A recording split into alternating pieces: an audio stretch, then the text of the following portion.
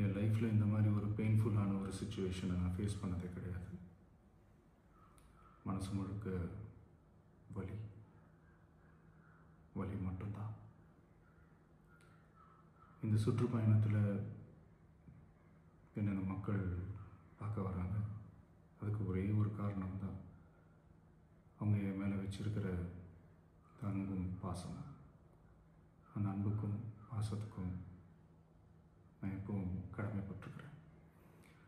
அதனால தான் இந்த சுற்றுப்பயணத்தில் மற்ற எல்லா விஷயங்களையும் தாண்டி மக்களுடைய சேஃப்டி, அதில் எந்த காம்ப்ரமைஸும் பண்ணிடக்கூடாதுன்றதுக்காக தான் அது என் மனசில் ரொம்ப ஆழமாக இருக்கும் அந்த எண்ணம்.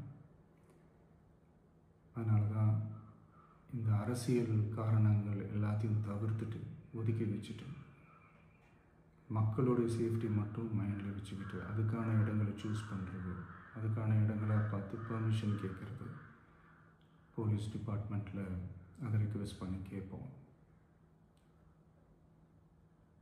ஆனால் நடக்கக்கூடாதது நடந்துருச்சு. நானும் மனுஷன் தானே. அந்த நேரத்தில் அத்தனை பேர் பாதிக்கப்பட்டு இருக்கும்போது எப்படி அந்த ஊரை விட்டுட்டு என்னால் கிளம்பி வர முடியும்? நான் திரும்ப அங்கே போகணும்னு இருந்துச்சுன்னா அதை ஒரு காரணம் காட்டி அங்கே வேறு சில பதட்டமான சுச்சுவேஷன்ஸ், வேறு சில அசம்பாவிதங்கள் அந்த மாதிரி எதுவும் நடந்துடக்கூடாதுன்றதுக்காக தான் நான் அவாய்ட் பண்ணேன். இந்த நேரத்தில் சொந்தங்களை இழந்து தவிக்கிற அத்தனை குடும்பங்களுக்கும் என்னுடைய ஆழ்ந்த இரங்கலை தெரிவிச்சுக்கிறேன். எனக்கு தெரியும், என்ன சொன்னாலும் இது ஈடேயாகாதுன்னு எனக்கு தெரியும்.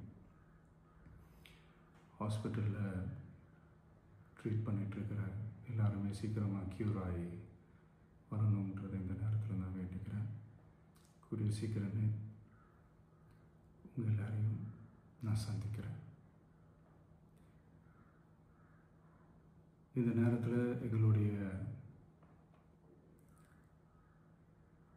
வலிகளை, எங்களுடைய நிலைமையை புரிஞ்சுக்கிட்டு எங்களுக்காக பேசின அரசியல் கட்சிகளை சார்ந்த நண்பர்கள், தலைவர்கள் அனைவருக்கும் என்னுடைய நன்றியை தெரிவிச்சுக்கிறேன். கிட்டத்தட்ட ஒரு 5 மாவட்டத்துக்கு பிரச்சாரத்துக்கு போனோம். இந்த மாதிரி எதுவுமே நடக்கல. ஆனால் கரூரில் மட்டும் ஏன் எப்படி நடக்குது, எப்படி நடக்குது? மக்களுக்கு எல்லா உண்மையும் தெரியும். மக்கள் எல்லாத்தையும் பார்த்துக்கிட்டு இருக்கிறாங்க.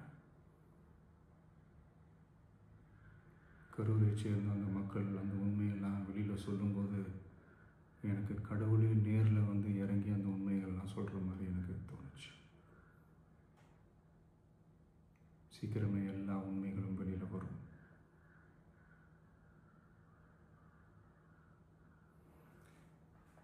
எங்களுக்கு தரப்பட்ட இடத்துல நாங்கள் போய் அந்த ஸ்பாட்டில் நின்று நாங்கள் பேசிட்டு வந்தோம். அதை தாண்டி எந்த தவறும் எங்கள் சைடில் நாங்கள் எதுவுமே செய்யலை. பட் இருந்தாலும் எங்கள் கட்சியை சேர்ந்த நிர்வாகிகள், தோழர்கள் மேலே எஃப்ஐஆர், அது மட்டும் இல்லை சோஷியல் மீடியாவை சேர்ந்த நண்பர்கள், தோழர்கள் அவங்க மேலே எஃப்ஐஆர்லாம் போட்டு இப்போ பிடிச்சிக்கிட்டு இருக்கிறாங்க.